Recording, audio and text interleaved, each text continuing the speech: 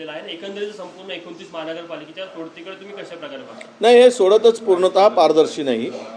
यामध्ये हे सगळं फिक्सिंग आहे आणि आपल्या सोयीनुसार हे केलेलं आरक्षण, काढलेलं आरक्षण आहे असं माझं स्पष्ट मत आहे. मुंबईमध्ये जे आरक्षण काढलं गेलं ते सुद्धा एस टीसाठी ज्यावेळेस नावं टाकले गेलेत, एस टीचे महानगरपालिका ठरवलेत त्यावेळेस त्यामध्ये मुंबईचा समावेश नव्हता. मी परवा बोलताना म्हणालो की जर हे आरक्षण नागपूरमध्ये सर्वसाधारण महिलेसाठी येत असेल तर हे आरक्षण फिक्सिंग आहे. हे आरक्षण फिक्स केलेलं आहे कारण महापौर पदाचा उमेदवार ठरलेला आहे कोणाला करायचं. मी त्यांचं नाव आजच डिक्लेअर करून देतो. भाजपापेक्षा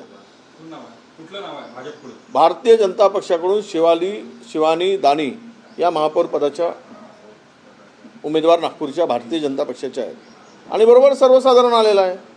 हे सगळं जे काही चाललं आहे आरक्षणाचा घोळ, यामध्ये शिवसेनेने घेतलेला आक्षेप जो आहे तो सत्य आहे आणि या संदर्भात आवश्यकता पडली तर कोर्टात सुद्धा मला वाटते ती मंडळी जातील असं एकूण चित्र आहे.